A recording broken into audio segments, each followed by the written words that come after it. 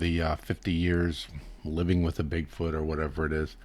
I originally thought Janice, what is it, Coy Carter, was a fruit bag because I saw a video of her demonstrating how Bigfoots um, take down deer and that kind of thing, and talking about the Bigfoot fox coming to her front door and asking for um, garlic. Yeah, I thought that was completely crazy.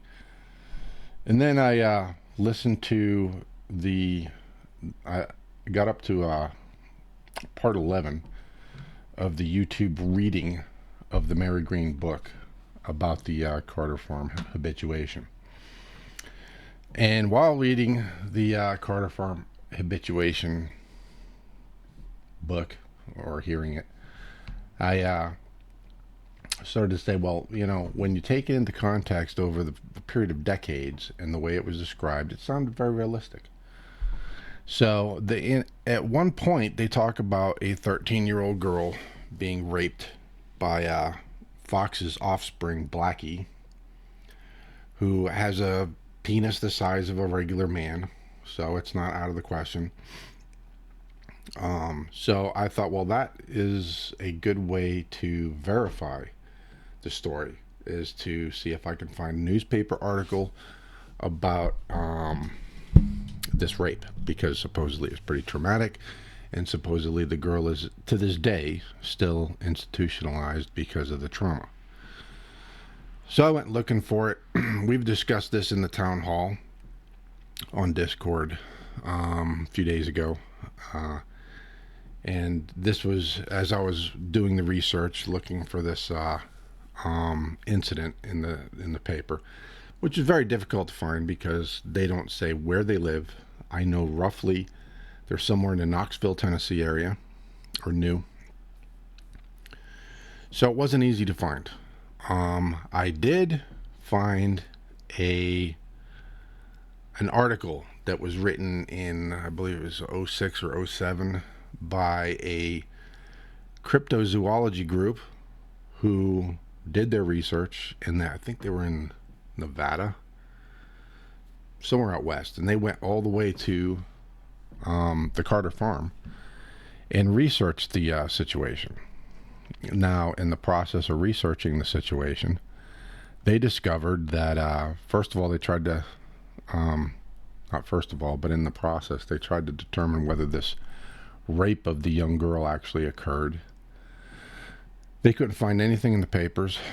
Evidently, Mary Green told them that the newspaper archives that included the incident were burned in a fire at the newspaper.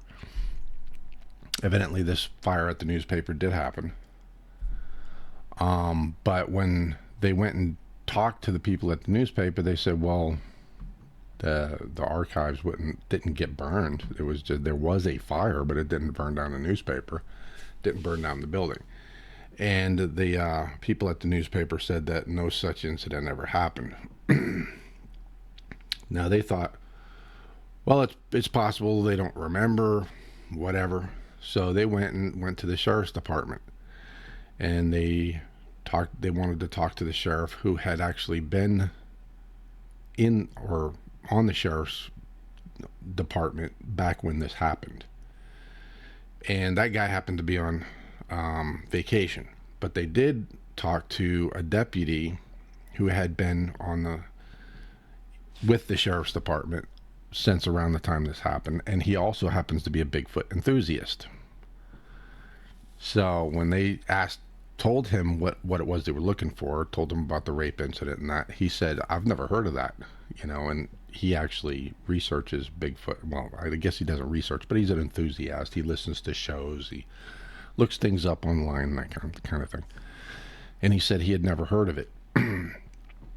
And what's his name? I think it's John Jr., the brother there, happened to actually be in the jail at the time when they went there to talk to him.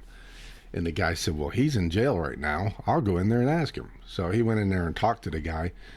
And the brother said, well, my sister's completely crazy. Nothing that she ever talked about ever happened, and that kind of thing. So they said, well, that's not looking too good for this story. They went out to the Carter farm. Now, one of the other big things that they thought, would help to solidify the story is if they could find the cave that Janice, I think her name is. My memory is Swiss cheese with this MS. Had talked about there being a cave, and that they had gone, I think she said 2 miles back inside this cave, her and some of her friends, and they found Indian artifacts and all of this stuff. So they went to the Carter farm, so well, this cave should be a good way to at least verify part of her story. So they went out to the Carter farm and searched the entire area and did not find a cave. They then went and they talked to a veteran, I guess, veteran caver, somebody who travels around the country, actually I think around the world, and explores caves. And they asked him, he was somewhere in Tennessee. I don't know if he was exactly in the Knoxville area. Yeah, actually he was. He was in the Knoxville area.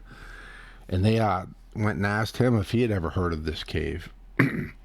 And he laughed and said, well, if there was such a cave, first of all, you wouldn't be able to get to it because I guess universities, whenever there's caves that have Indian artifacts and, paintings on the wall and all that stuff, they usually pay these people that own the property millions of dollars for them to have exclusive access to the cave to do research and study and that kind of thing.